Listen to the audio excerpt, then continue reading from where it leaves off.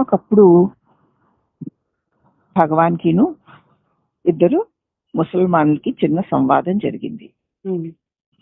ఒకనొక సమయంలో పూర్వం ఒక మారు శ్రీ భగవాన్కిను ఇద్దరు ముసల్మానులకి ఒక చిన్న సంవాదం జరిగింది. దానిలో ఆ పృష్ఠకుడు దైవానికి రూపం ఉందా అని అడిగాడు.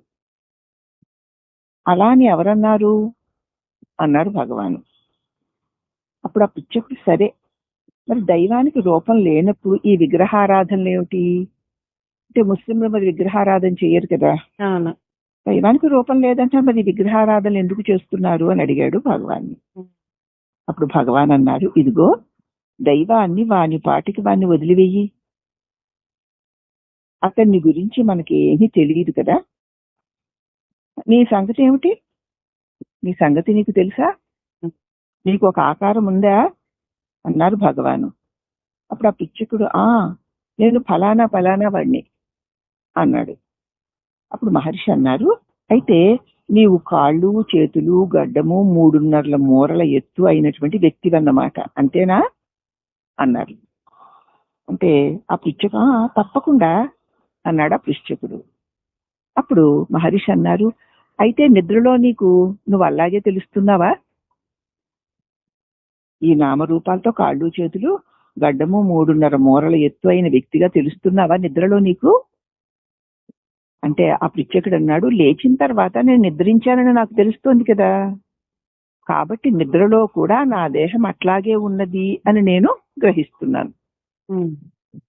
లేచాక నేను నిద్రపోయానని గ్రహిస్తున్నాను, కాబట్టి నిద్రలో కూడా నా దేహం అలాగే ఉంది అని నేను అనుకుంటున్నాను అన్నాడు అతను.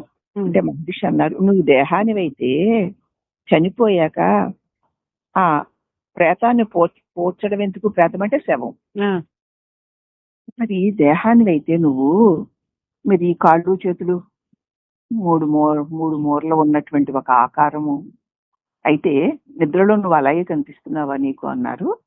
అయితే నేను నిద్రపోయాను కాబట్టి నేను నిద్రించానని నాకు లేచిన తర్వాత తెలిసింది, కనుక నిద్రలో కూడా నా దేహం అలాగే ఉంది అని నేను అనుకుంటున్నాను అన్నాడు.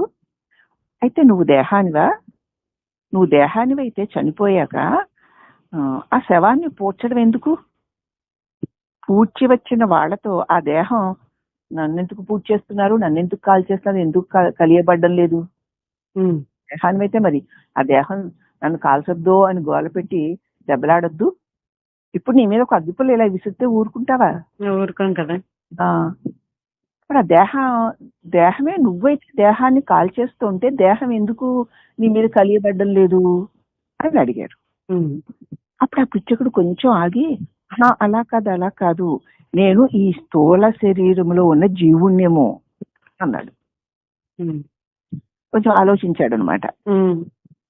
అప్పుడు మహర్షి అన్నారు, అంటే నీకు నిజంగా ఆకారం లేనట్లేనా, దీనిలో ఉన్నావు గాని ఇది కాదుగా, మరి ప్రస్తుతం మాత్రం నువ్వు ఈ దేహాన్ని అనుకుంటున్నావు కదూ, నీకు ఆకృతి ఉంది కదా, అవునా లేదా, బట్టి మరి నిరాకారుడైన దైవాన్ని సాకారుడిగా పూజిస్తే నీకు వచ్చిన నష్టం ఏమిటయ్యా, నువ్వు ఈ దేహంలో ఉన్న జీవుణ్ణి అంటున్నావు, అంటే ఈ ఆకారం నువ్వు కాదు అని ఒప్పుకున్నావు కదా, ఆకారంలో ఉన్న నీవు ఆకారం కాదు అన్నావు, ఆ తర్వాత ప్రస్తుతం మాత్రం ఈ దేహం నేనంటున్నావు,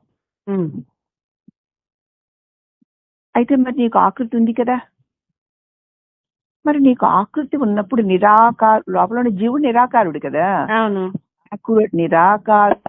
నీకు ఆకారం ఉన్నప్పుడు నిరాకారుడైన దైవాన్ని సాకారుడుగా పూజిస్తే నీకు నష్టం ఏమిటి, అడ్డొచ్చింది నీకు, నువ్వు నేను ఈ దేహం కాదండి నేను దేహంలో ఉన్న జీవుణ్ణి అంటున్నావు, అంటే నువ్వు దేహం కాదని అర్థం కదా, కానీ ఇప్పుడు మాత్రం ఈ దేహం నేను అంటున్నావు,